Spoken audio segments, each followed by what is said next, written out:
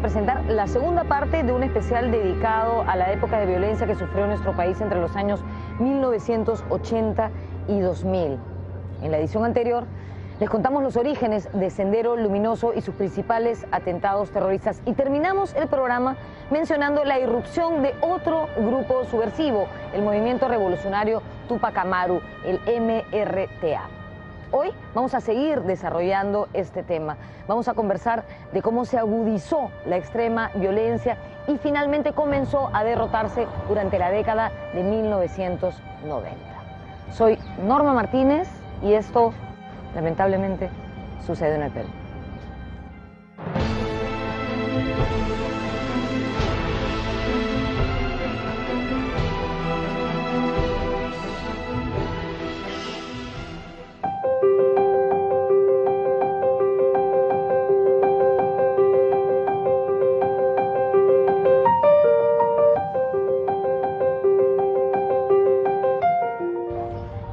A la municipalidad de Villa El Salvador porque el MRTA realizó su primera acción contra el Estado atacando a balazos este lugar. Era el año 1984, por entonces Villa El Salvador era un pujante y joven distrito que ni siquiera había cumplido 13 años de fundado. Recordemos que por entonces en el Perú se vivía una gravísima crisis económica empeorada por el accionar de Sendero. En ese contexto, la irrupción de otro grupo subversivo, el MRTA, oscurecía demasiado el panorama. Si bien el MRTA era un movimiento menor a Sendero Luminoso, su accionar se hizo sentir muchísimo en Lima. ¿Por qué? Porque atentaban contra bancos, empresas extranjeras, secuestraron empresarios, cobraron cupos y más tarde realizaron el ataque contra la residencia del embajador japonés.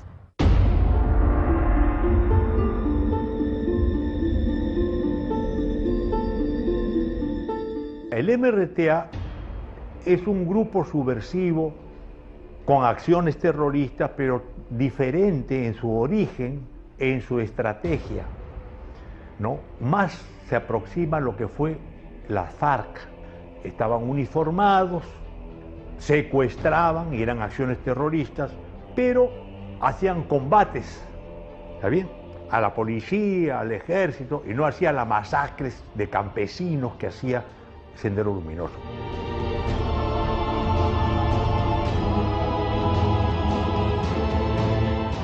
Tenían diferentes puntos de vista. El MRTA, cuando inicia sus acciones en 1984, el 85 le da tregua de un año a Alan García.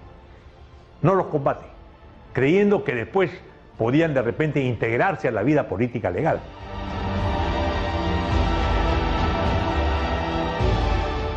En julio de 1984, el presidente Belaúnde decidió establecer el control absoluto por parte de las Fuerzas Armadas. Ante el fracaso de las fuerzas policiales, el gobierno buscaba desesperadamente terminar con la violencia, pero esto, en un principio, generó más caos y más desastre.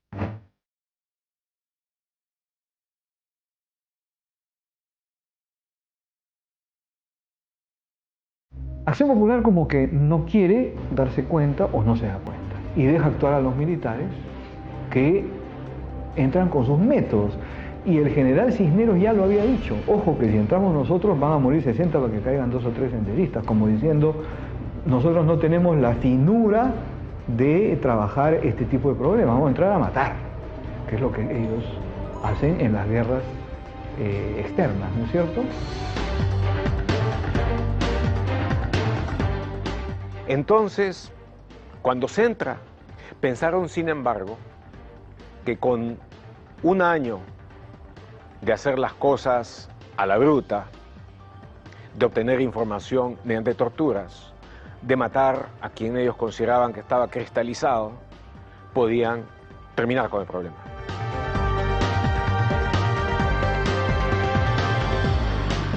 Con el manual que tenía el ejército, realmente no da pie con bola, porque Sendero pues había cambiado la estrategia, ¿no? Sendero también había leído, también había interpretado los sucesos de 1965 y había decidido proceder de otra manera, diferente a la que habían llevado adelante los del MIR, el 65.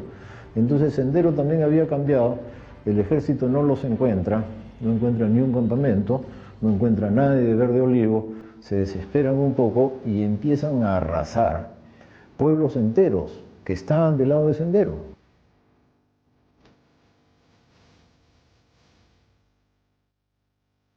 En agosto de 1984 se produjeron asesinatos masivos en Pucayacu, donde fueron descubiertos los cadáveres de 49 personas que habían estado detenidas en el cuartel de la Marina en Huanta.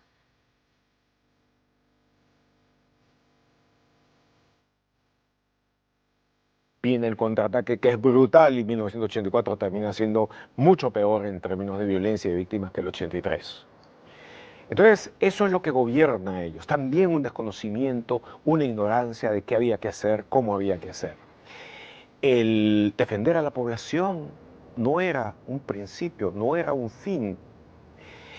La idea era que tenían que entrar a liquidar una infección por los medios más severos necesarios.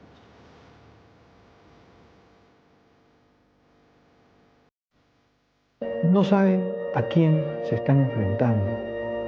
Y entonces, cuando se encuentran con un enemigo muy distinto, en los primeros años actúan como elefante en cristalería, ¿no es cierto? O sea, no saben qué hacer, ¿no? Y salen los viejos reflejos. ¿Qué viejos reflejos? Los viejos reflejos discriminatorios. Todos los ayacuchanos son sospechosos, todos los comuneros de tal localidad son zona roja, y entonces yo me voy contra las zonas rojas, no distingo, no tengo una estrategia fina.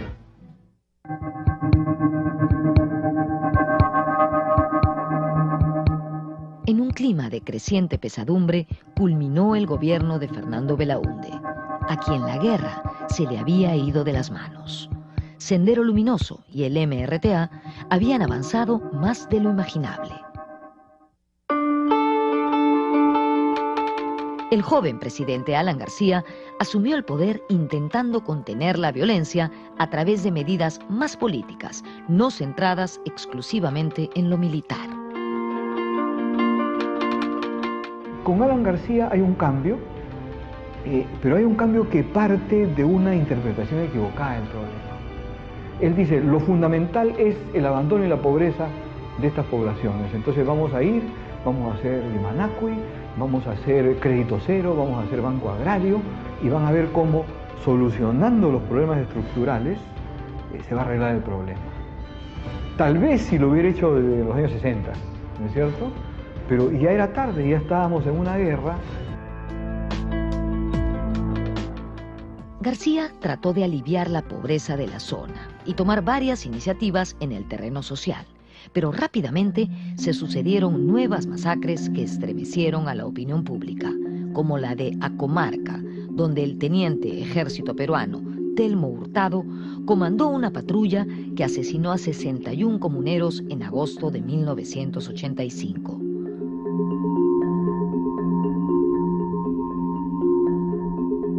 Cuando llega Telmo Hurtado ve solamente mujeres, niños y ancianos. Pero como él había recibido una orden no escrita, pero él cumple, y con la otra patrulla que salió de la base de Vilcabamba matan a todos. Los meten en una choza, separan a las mujeres, cerca de 27 mujeres, las violan, y después con los niños ahí, más o menos 16 niños menores de 12 años, los acribillan a balazos y le ponen granadas de fósforo para incendiarlos.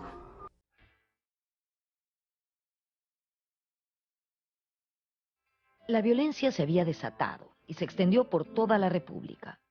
Si bien había comenzado en Ayacucho, alcanzó toda la sierra, abarcando con particular crueldad a las provincias quechohablantes, donde se produjeron los 2/3 del total de fallecidos.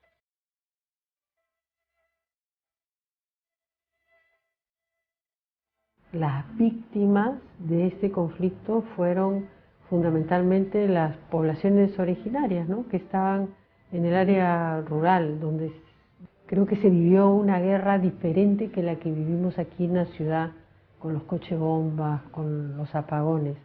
Ahí vivieron, o sea, fueron asesinados brutalmente, ¿no?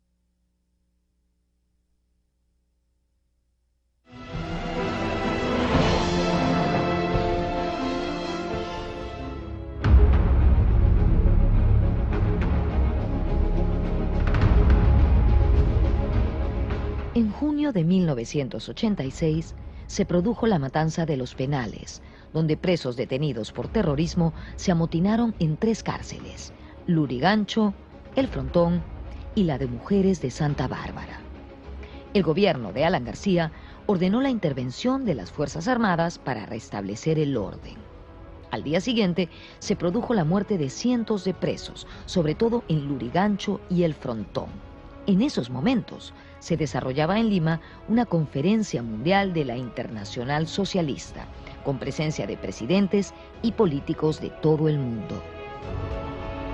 Entonces se levantaron los senderistas y, para darle una lección a Alan García y el gabinete de Alan García, toman una decisión: que se considere escenario de guerra El Frontón, Lurigancho, Chorrillos, escenario de guerra. Y entonces, si es escenario de guerra, intervienen la policía republicana, que eran los más duros. En El Frontón se produce un levantamiento hasta que los senderistas deciden rendirse y salir con bandera blanca. Salen con bandera blanca 120 y tantos senderistas, y a todos los matan. Después, uno de esos recibe 8 balazos. Lo ponen entre un montón de muertos y no muere. Y ese es el testigo de lo sucedido en El Frontón. Y por ser crimen de lesa humanidad, nunca prescribe.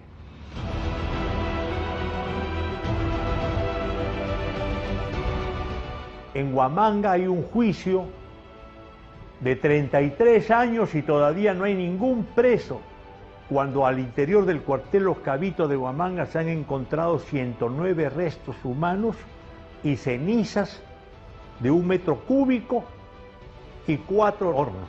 O sea, el problema es que se han hecho lo que se llama, de acuerdo al término militar, excesos.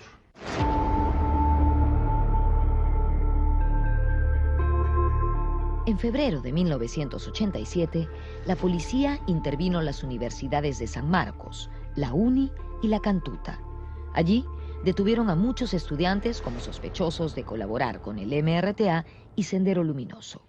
A partir de esa fecha, las fuerzas del orden no dudarían en volver a ingresar por la fuerza a estos centros de estudios. En noviembre de ese año, debido a las acciones armadas del MRTA en la selva nororiental del país, el gobierno entregó a las Fuerzas Armadas el control político-militar de todo el departamento de San Martín.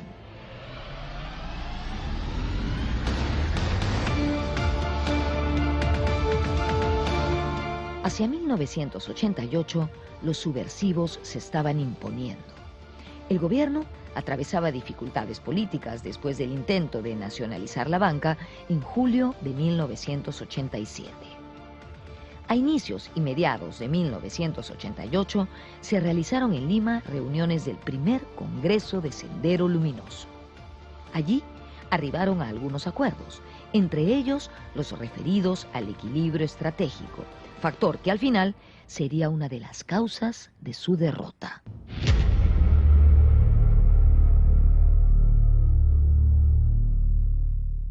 La decisión de Sendero en su Congreso es un error que comete Sendero, ¿no? Un error de sobreestimación de sus propias fuerzas. Sendero creyó que habían alcanzado el equilibrio estratégico y que estaban como en empate de fuerzas. Eso en realidad era una ilusión, ¿no? Más bien esa ilusión los lleva a la derrota, en el sentido que se creyeron estar en equilibrio y como con igualdad de fuerzas militares, y entonces se autoimpusieron un conjunto de tareas que desbordaban su real capacidad, y les ocurrió a los senderistas algo así como que fundieron motor. Presionaron demasiado a su propio aparato y fracasaron en eso, pues.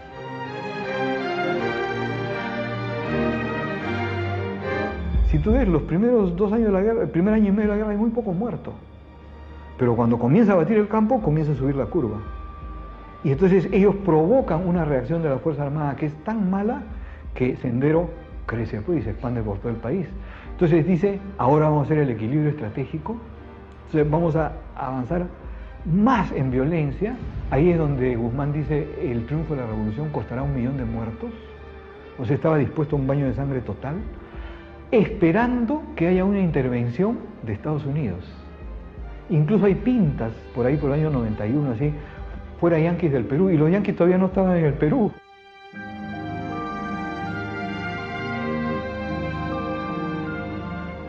En el gobierno de García se produjo una importante reforma policial. Se fusionaron la Guardia Civil, la Policía de Investigaciones, es decir, la PIP, y la Guardia Republicana, y se convirtieron en la Policía Nacional del Perú. Según la socióloga Sofía Maher, esto resultó positivo, ya que se creó un grupo especializado para el trabajo de inteligencia y un grupo para el seguimiento de los casos de terrorismo.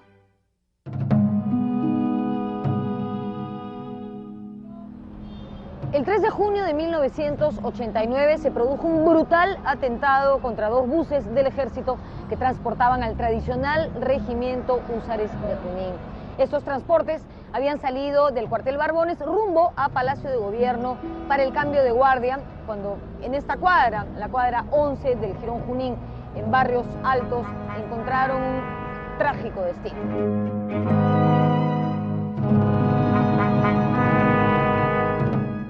Elementos de Sendero Luminoso habían preparado un atentado con explosivos.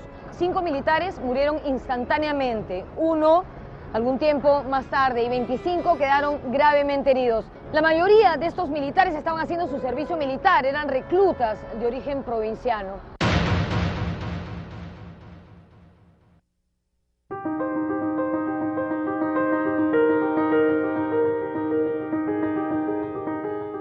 A fines de 1989 se produjeron varios hechos significativos.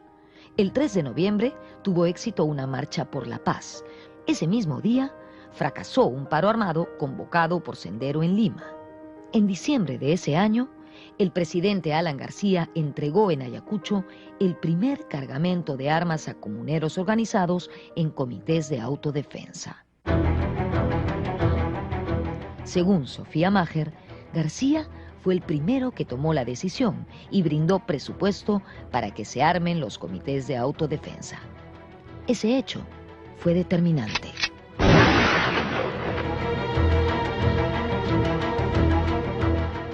En marzo de 1990, más de 50 nativos asháninkas fueron asesinados por Sendero en Junín.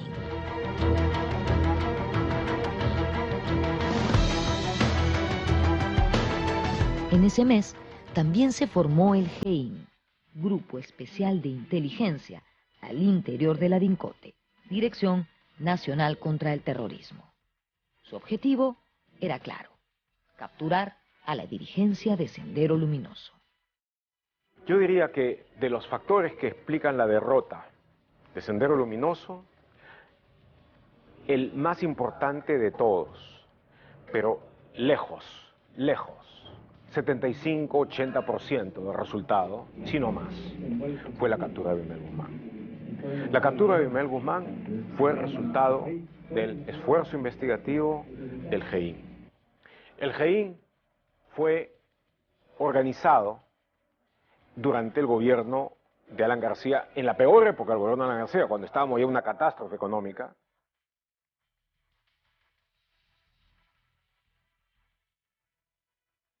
junio de 1990 se realizó la primera gran intervención de la DINCOTE, incautando en Monterrico abundante material senderista.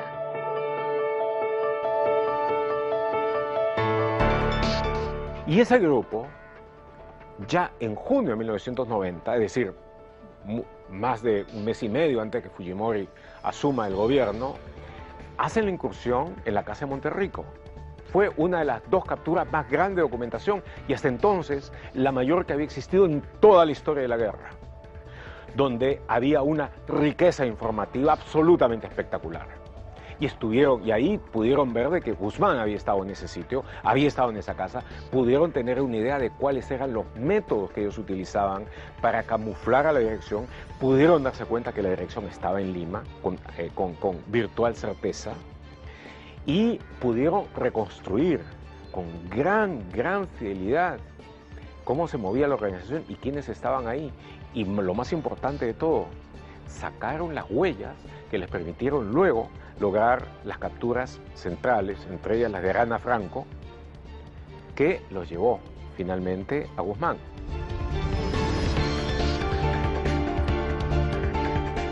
Cuando Abimael Guzmán en 1993, rendido ya y negociado con Montesinos el acuerdo de paz, publica un texto, dice: ¿acaso ustedes creían que ya en el 90 podíamos triunfar? ¿Acaso ustedes creían que nuestro interés y posibilidad era de hacer la revolución? Lo que queríamos era hacer tal desorden para que ingrese el imperialismo norteamericano y convertir la guerra de guerrillas en una guerra de liberación nacional, lo que demostraba que ya se había agotado el espacio de la lucha guerrillera, terrorista, de sabotaje.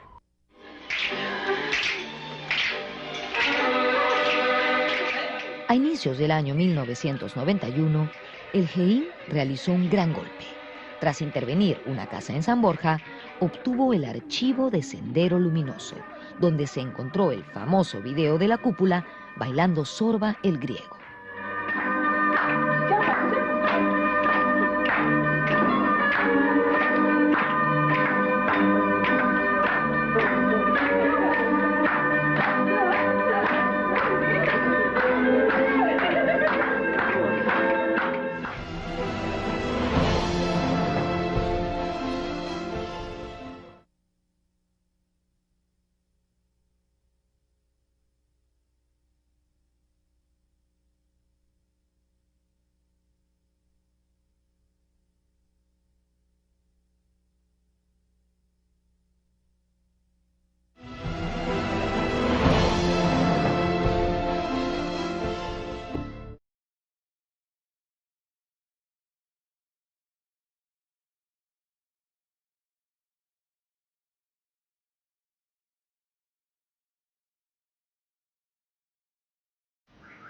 La noche del 3 de noviembre de 1991, Barrios Altos fue testigo de otro hecho trágico.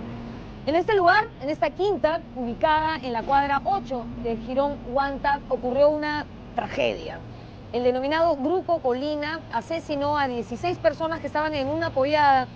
Entre ellos había un menor de 8 años. Según testigos, los agresores llevaban la cara cubierta con pasamontañas y sus metralletas tenían silenciadores.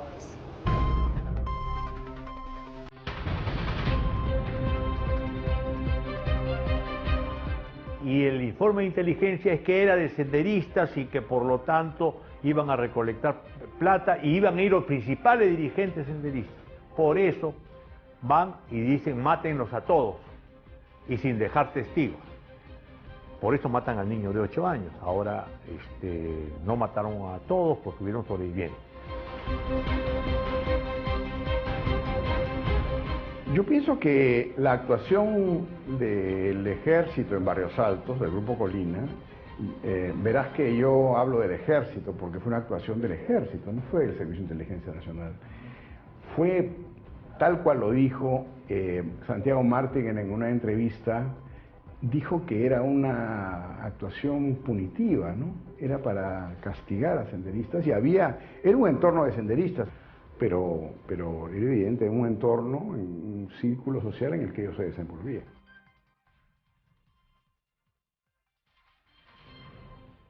Alberto Fujimori fue condenado a 25 años de prisión por autoría mediata de estos delitos, por los cometidos en La Cantuta y por los secuestros del periodista Gustavo Gorriti y del empresario Samuel Dyer. En el año 2010, luego de 19 años de producida esta masacre, la primera sala penal especial, tras un larguísimo proceso, condenó a 25 años de prisión también a Vladimiro Montesinos, Nicolás Hermosa Ríos y a los demás integrantes del Grupo Colina.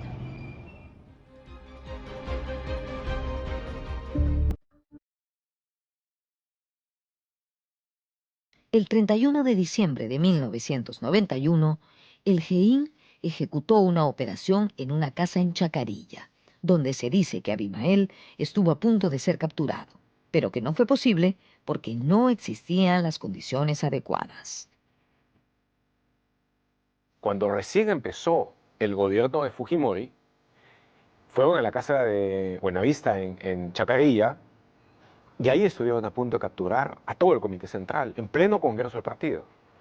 Fue por una imposición de Montesinos que se pidió la acción, que había sido ordenada por el general Oblitas, el jefe de la DIRCOTE, porque eso hubiera hecho imposible el golpe de Estado que tenía planificado. Entonces, se alargó la guerra, cuando ahí pudo haber terminado, pero de todos modos, en esa captura, tanto en la que hubo en Chacarilla como en el otro tesoro documentario en Balconcillo, consiguieron información valiosísima.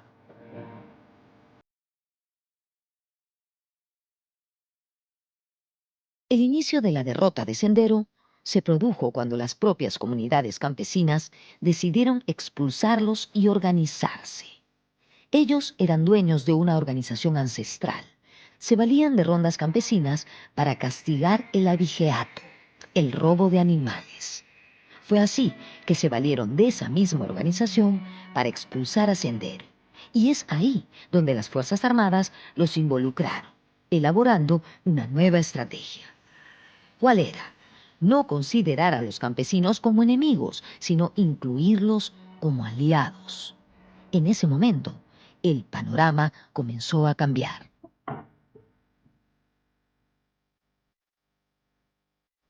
La Fuerza Armada aprende, los campesinos aprenden, Sendero no aprende, es impresionante, o sea, gana la ideología. O sea, cuando comienzan a multiplicarse las rondas, no es que Sendero dice, wow, hay algo malo en nuestra estrategia, ¿no es cierto? Tenemos que adecuarnos, algo está pasando, los campesinos están yendo para allá. No, dicen, los campesinos son unos ignorantes, no comprenden nuestro mensaje, palo con ellos.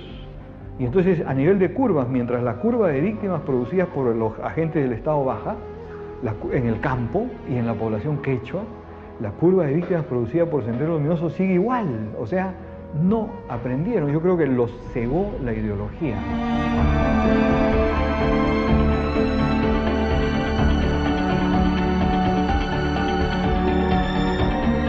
Cada base contraterrorista tenía que promover la creación de los comités de autodefensa.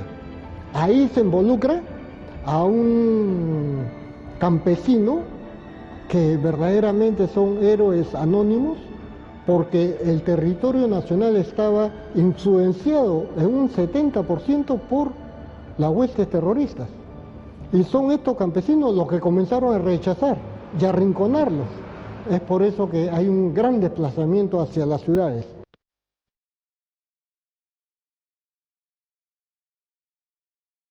En Lima, Sendero atacó a las instituciones populares para liquidar el liderazgo izquierdista y eliminar todo lo que pudiera representar organización popular. El ejemplo más terrible de esta estrategia criminal fue el brutal asesinato de María Elena Moyano.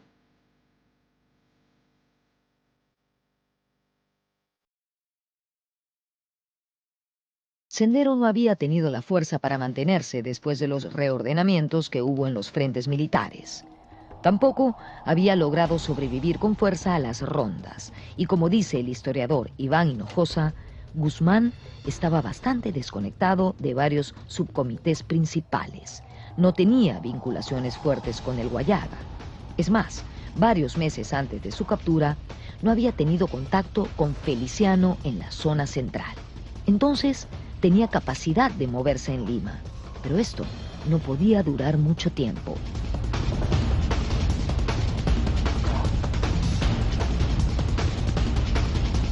Una vez casi derrotado en el campo, Sendero se volvió más feroz. En determinado momento, daba la impresión que dominaba todo el país. Cuando vino a la ciudad y comenzó con las bombas, parecía que iba a tomar el control del territorio, pero no era así. Eso era solamente una expresión de su inminente derrota. Había perdido su base más importante, el sector agrario.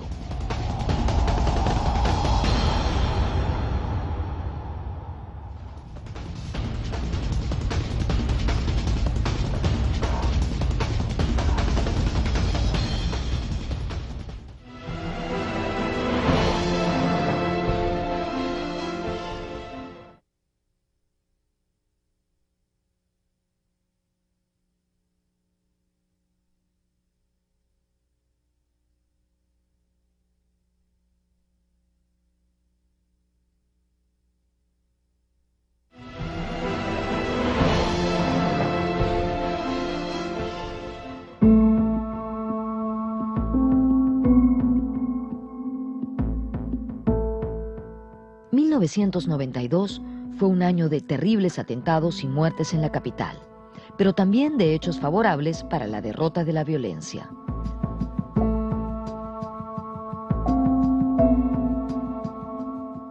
Siendo exactamente las 00:04, se acaba de producir un atentado terrorista a escasos metros del Canal 2. En junio se produjo el terrible atentado al Canal 2. 600 kilos de explosivos causaron la muerte de 5 personas. El canal y las casas aledañas fueron reducidos a escombros. El atentado perpetrado en la cuadra 2 de la calle Tarata, en pleno corazón de Miraflores, ha quedado grabado en la mente de los limeños como el símbolo de la violencia terrorista en la ciudad. La noche del 16 de julio de 1992, para ser más precisa, a las 9:20, 2 coches bomba explotaron aquí, cargados de explosivos, matando a 25 personas e hiriendo casi a 200. La onda expansiva de esta explosión dañó además muchísimas casas y locales comerciales. Al parecer, la idea original era atentar contra una entidad bancaria que se encuentra bastante cerca de aquí, pero cuando los terroristas intentaron estacionar ahí los vehículos, el vigilante no lo permitió y entonces los trasladaron hasta aquí. Era la primera vez que se cometía un atentado de esta magnitud, es decir, a gran escala, contra la población civil de Lima.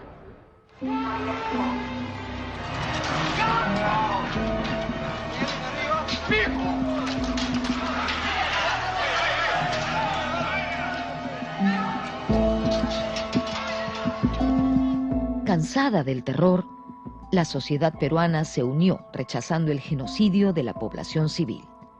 Así, mientras Sendero se sentía más envalentonado, la policía pudo capturar a Guzmán.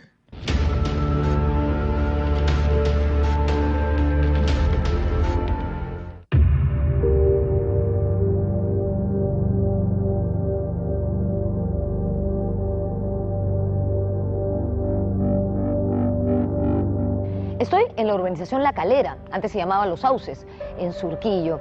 Aquí tuvo lugar un hecho determinante para acabar con esta historia de horror y sangre.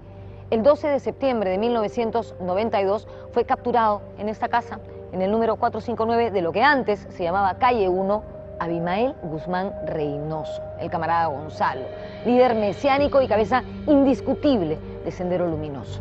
Él cayó en esta casa, repito, acompañado de su cúpula y de su conviviente Elena Iparraguirre. Aparentemente aquí vivían solamente una bailarina, Maritza Garrido Leca, y su pareja, un arquitecto. Esta captura fue fruto de un paciente y minucioso trabajo del GEIN, el Grupo Especial de Inteligencia de la DINCOTE, la Dirección Nacional contra el Terrorismo.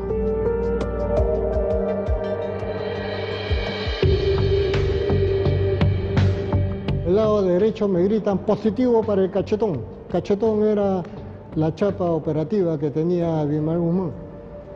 Me voy hacia la mano derecha y lo encuentro efectivamente a Abimael Guzmán acompañado de la camarada Miriam, la número 2 de Sendero Luminoso, tratando de averiguar qué cosa era lo que estaba pasando. Creía que éramos un grupo del MRTA o un grupo informal que lo iba a matar. Yo lo tranquilizo, me identifico, soy el comandante Miyashiro, él es el señor fiscal y usted está detenido por delito de terrorismo. A lo que él me responde, ¿no? Usted no sabe el daño que le está haciendo a la revolución. Y mi respuesta inmediata es, usted no sabe el daño que le ha causado a todo mi Perú.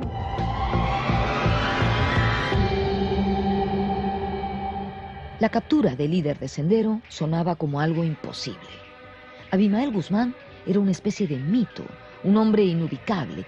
Nadie sabía si era real o era una ficción.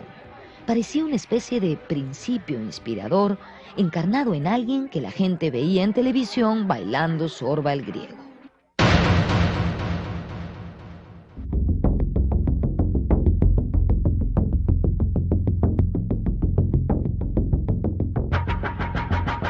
Y cuando Abimael Guzmán fue capturado, Fujimori estaba en la selva pescando. No tenía idea de lo que iba a pasar. Montesinos fue totalmente sorprendido, porque aunque había enviado como su tucurrícul, su delegado, al general Antonio Quetín Vidal, cuando Vidal estuvo allá y vio la operación que él inicialmente desaprobó, pero cuando vio el resultado no le pidió permiso, sino que se fue adelante con ella y la sacó. Pero entonces el hecho concreto es de que Fujimori no tuvo nada que ver con eso. Por supuesto que sabía. Y lo sabía tanto que en varias oportunidades nos visitó personalmente a las instalaciones de la Dirección contra el Terrorismo. El tristemente conocido Vladimiro Montesinos, hemos tenido reuniones cada 15 días aproximadamente, pero jamás nos dio una orientación, una directiva, ni por él ni por el presidente de la República. Simplemente tomaba conocimiento de cuáles eran nuestros blancos objetivos de las operaciones de inteligencia y nos decía, buena suerte, y eran reuniones que demorarían entre 5 a 15 minutos. Básicamente lo que él quería saber era cuáles eran nuestros blancos objetivos. Y lógicamente, supongo yo, le informaba al presidente diciendo que era labor o coordinaciones que él realizaba con la policía. Abimael Guzmán había permanecido escondido en Lima durante toda la cruenta guerra que él mismo había desatado. El GEIN estuvo varias veces muy cerca, pero finalmente lo capturó. Por ello, Feliciano, quien era su jefe militar, criticó tanto que mientras él se había ido a la guerra y fue baleado en una pierna, Guzmán no había salido de su comodidad burguesa en la capital. La centralización alrededor de Abimael Guzmán fue la fortaleza de Sendero. Nunca se dividió Sendero en esos años, pero la debilidad de Sendero, porque todo el poder estaba centralizado en él. Después de la caída de Guzmán hay toda una polémica. ¿Es posible pensamiento Gonzalo sin camarada Gonzalo? Y la respuesta es no, porque como que está en su cabeza la línea del partido y está en su refugio el archivo del partido. O sea, ya es llevar al extremo, ¿no es cierto? Entonces cae Guzmán y ahí estaba el archivo del partido. Entonces ya saben dónde está tal, dónde está cual, y en meses caen 19 de los 22 miembros del partido, del Comité Central, ¿no? Entonces se desmorona el Comité Central.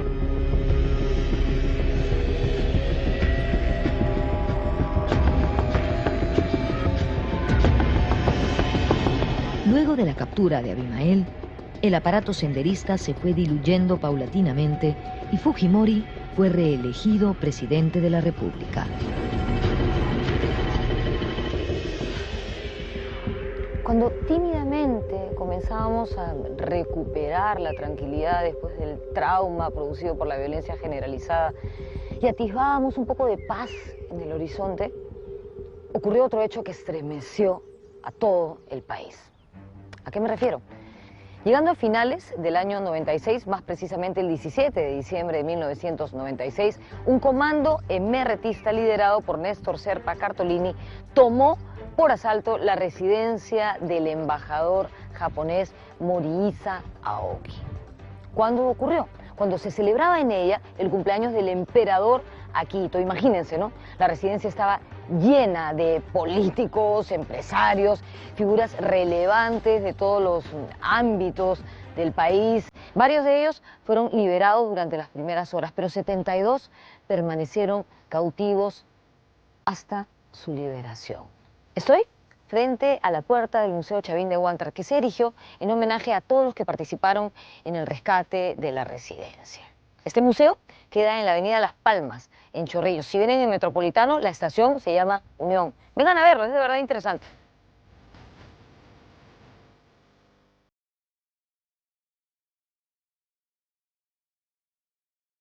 El 22 de abril del año siguiente, luego de más de 4 meses de asalto, se produjo la llamada Operación Chavín de Huántar, donde un comando militar rescató a todos los rehenes. Murieron, sin embargo, el magistrado Carlos Yusti y 2 comandos. Todos los emerretistas fueron abatidos.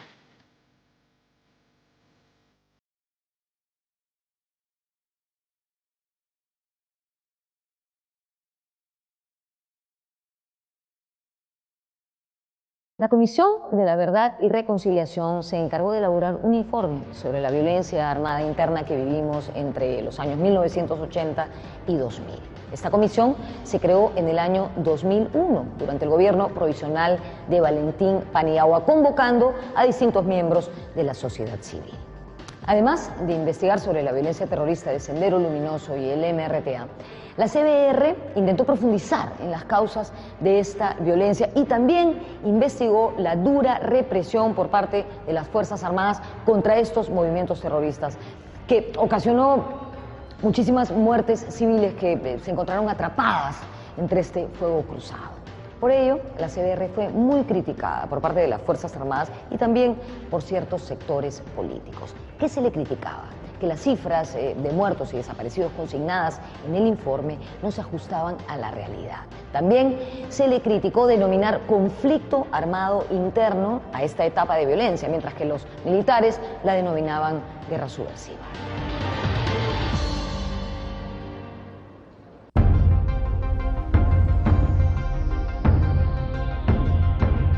Lo que se señala en el informe de la Comisión de la Verdad en las Fuerzas Armadas, estamos de acuerdo en el diagnóstico. En lo que estamos completamente en desacuerdo es que en nuestro país no hubo un conflicto armado interno. En el país hubo una guerra subversiva. En el país no hubo años de violencia política. En el país no se cometieron delitos de lesa humanidad ni abusos sistemáticos y generalizados a los derechos humanos, porque eso significaría que debería haber habido una política de Estado.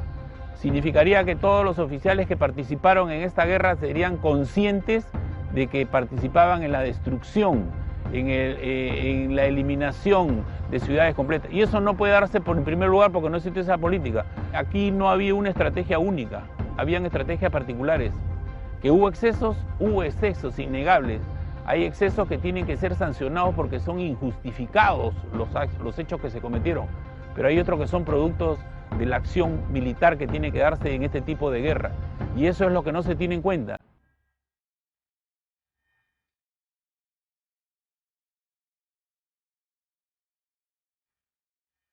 Según los reportes de la CBR, Sendero Luminoso causó el 54% de las víctimas fatales. Las Fuerzas Armadas fueron responsables del 37% de los muertos y desaparecidos. Además, el MRTA fue responsable del 1.8% de las muertes producidas durante ese periodo. Las zonas rurales y las más pobres son las que tuvieron el mayor costo en vidas humanas. Es decir, los sectores más pobres fueron los más vulnerables a la violencia armada.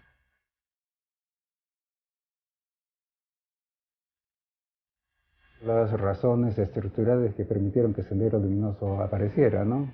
que tienen que ver con la pobreza, con la desigualdad en el país, con la exclusión y discriminación racial y étnica, que sigue siendo taras que el Perú no ha terminado de superar, y que son una amenaza que debiera encararse con toda la seriedad.